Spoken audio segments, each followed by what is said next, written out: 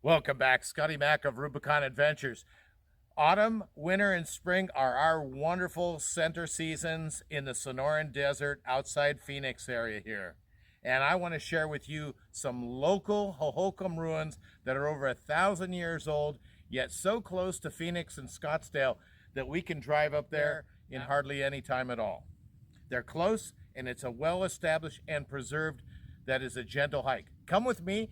This will be a neat, fun adventure on another Rubicon adventure. Sears Kaye ruins. We have a nice facility actually here. Some relaxing barbecue places, shaded little cupolas, very nicely established. Not too many people, 2 other cars, one just showed up, and the ruins at the top of the hill.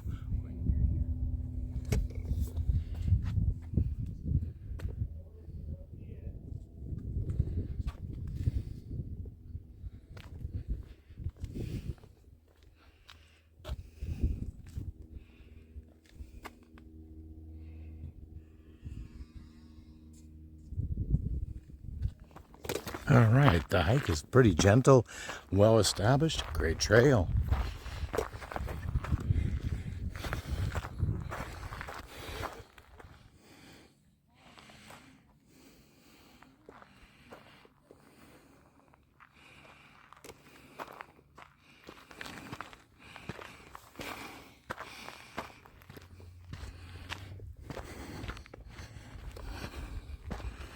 Autumn is very nice in the Sonoran Valley. It is shorts and t-shirt weather when the rest of the country is under ice and snow warning. It's an easy hike up from the Sonoran Valley parking area to the Sears Kaye ruin.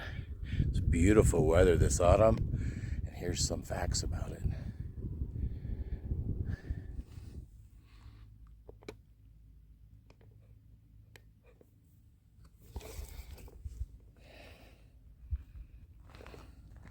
We're just north of Scottsdale, hiking the Sears Kaye ruins. Sears Kaye ruins.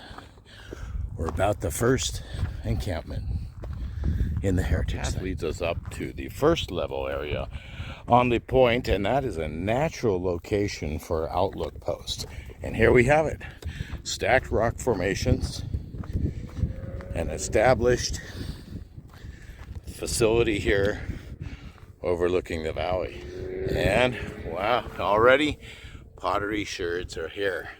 And this is typical when we come and visit the site. If you find them and just to look at them, you've already disturbed them, but put them on a rock. Of course, we don't take them, but this allows other people to see them too. And you can see the smooth handiwork of it, and it's typical of this. There's no black and white. It's the red rock from our sandstone here. That's so cool to see. We're already into it. Sears Kaye, look at the fortification. There's an outer wall here coming up to the main outpost. But looking on the ground here too, I see signs that they were working the stones possibly for arrowheads. We'll leave that one right there, but there's a couple real sharp points that could be candidates. But, you know, just a little imperfection they couldn't use. It's a cool place to see, and it's just getting more and more interesting.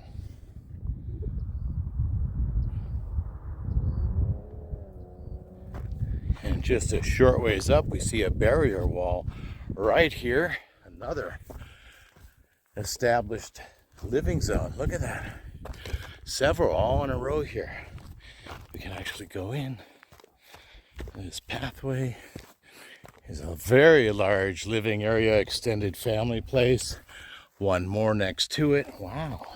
The walls tumbled down after 1,000 years, of course, but you can see there's a little honeymoon extension here. The main room. Room number 3, room number 4. Look at this. Really nicely laid out. Look at that. These are large spaces. Very large. And if we looked at the map, there's going to be a Grand Kiva coming up to a meeting place. So there's really a lot of inhabitants here.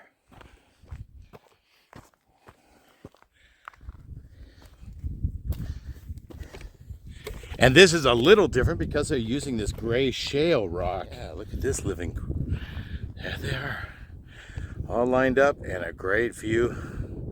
I'm not sure what this stone is. It sparkles like it might be granite too, but look at this from a defensive position. You're up here on the precipice of the hill, overlooking anything that's coming down, and you've seen all of these established. Well, this is just the start of it. There's more and more coming up. Let's take a look. All right, we're going up through the established campments here. You can see the stone rocks lining them out, and up above there's a ridge. Of course, some signs that the rangers have put up. It's really well maintained here.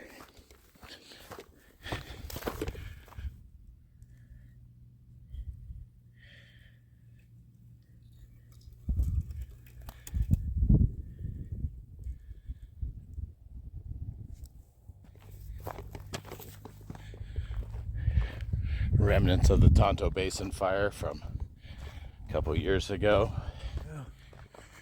The architecture, a mirror culture.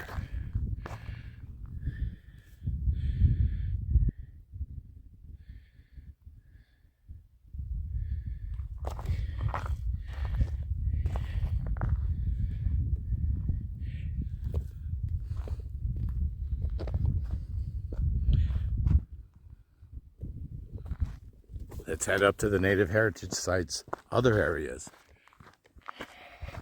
Building for defense. For 1,000 years, the Hohokam lived as farmers, craftsmen, and traders throughout southern Arizona. But for some unknown reason, about 1050 AD, some of them felt the need to build defensive forts. That's what we're seeing here. We can see the path leads up and around the large defensive wall they've constructed here. At one time, it was quite prolific. All these rocks here were stacked properly, I'm sure.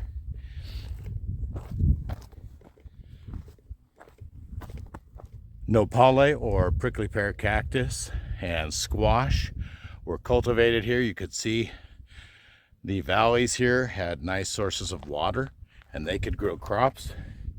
In fact, if you look off to the side here, there's a huge patch of nopale that still remain. As we walk up, you can see the layers of family villages. There must have been 1,000 people living here at one time. They would have to have a lot of crops, and there are nice fertile plains right down there with a huge source of water that could satisfy all that. The village extends way up onto the hill, the best outlook of the surrounding area, fortification, and established rock hill.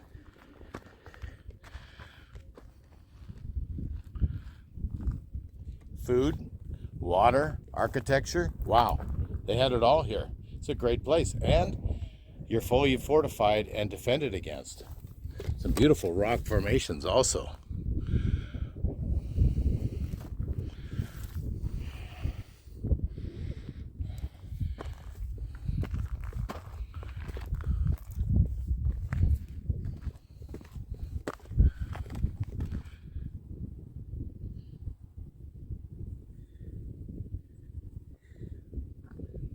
Cool.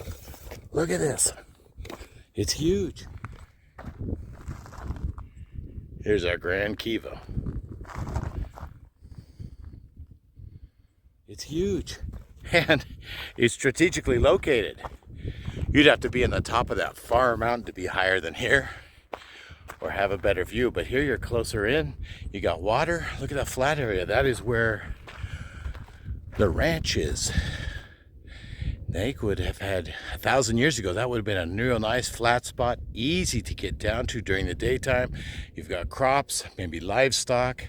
We've seen the nopale. Squash was another. Look at this, established Sears, Kaye Native Heritage Sites. Got a little fortification from the wind here. Lots of buildings down there. Let's walk around. And of course, here it is, December, and we're in shorts and t-shirt. So beautiful weather. Does get a little chilly at night, but it keeps going. It absolutely keeps going. And of course, the walls are still more established here and higher running because of the wind at the top of the hill. Way cool. Very nice. If you've walked in this area, these rocks all have sharp edges. Architecturally, they're great because they lock in, but when you step on them, you're not making landscape. You're slipping, falling, and then you got 10 pounds to kick you in the knees. It's not so fun hiking in these. It's nice that they've really cleared a path and used corners nearly 90 degrees. Oh, boy, that's really nice. And the wall line, that's really nice too. Look at that. This is cool stuff. 1,000 years ago they did this. Out of need and necessity. We don't get much rain, but the wind can really bite through in the middle of the night here. Right at the top. This is fabulous. There's another one. Preserve it. I just get off on all this, the historical area of our region. And look at that. This mystery room would have been covered. Yeah, well, it's not a mystery if you want to stay warm at nighttime. They use thatching over the top with local wood beams. Very cool rooms. Preserved 1,000 years. Structured, and even more than we even see here. This is just the remnants. They have had thatching, roof, everything to protect them from a wind, and I can feel the wind coming up. Here in the desert, when it gets cold at night, you need that protection. Luxury. Here, let's get into this one. Boy, this looks like a snake-infested area, doesn't it? And I didn't bring my gaiters.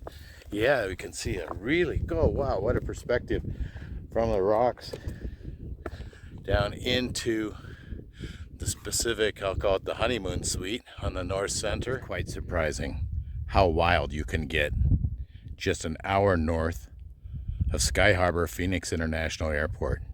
Here we are at the Sears ruin. We see the established room here with its view to the north. Though for some reasons, all the fortifications seem to be pointing south, like a threat would be coming from the south. Right, you can see the walls here are pretty natural, not so high, but yet it was an established room. We're almost to the furthest north portion of the Sears Kaye Native Heritage Site. Let's go a little bit further down. Of course, we see the remnants.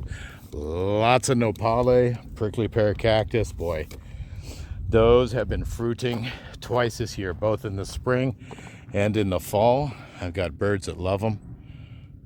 So yeah, this is the furthest north point, and you see it's not half as fortified as facing south. So there was some threat that they were fortifying against, or the rocks are remaining and make me think that there's remnants of that. Pretty cool place here. It's established and expansive. It's interesting too that this type of rock is something I've not seen used before. So, but you gotta use what you got with them.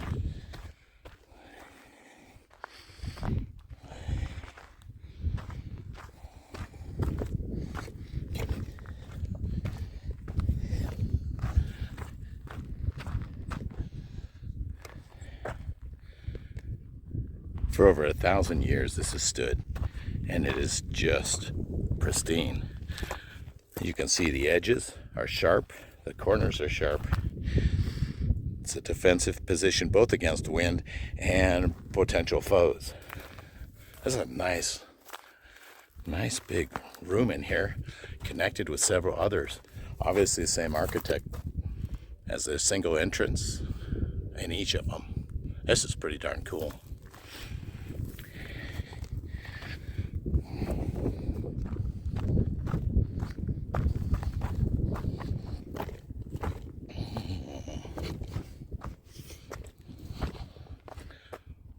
So we turned around and returning back to the car.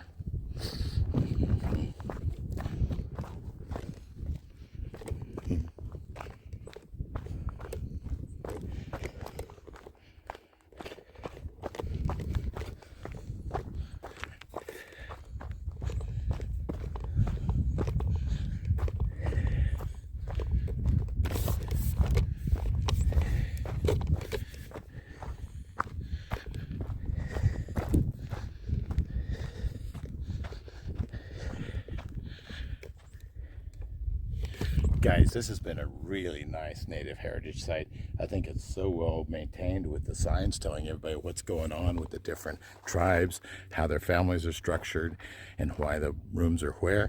This is a pretty cool native heritage site, and I really am impressed at how well they've maintained it. Well, that was the Sears Kaye ruins, a wonderful established hilltop village of the Hohokam tribe from over 1,000 years ago. Amazing fortifications, wonderful pieces of pottery we found there, and in typical Hohokam fashion, they were quite rectangular rooms. So I like seeing these things, and they're so neat and so close to Phoenix.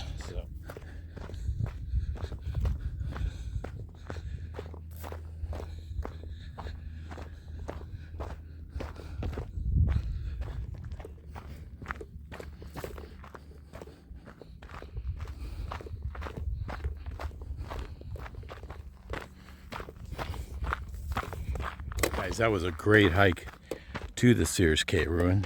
Thanks for coming along on another Rubicon adventure. They're so close and so easy. This is Scotty Mac finishing up the adventure, saying thanks for coming along, and we have another Rubicon adventure.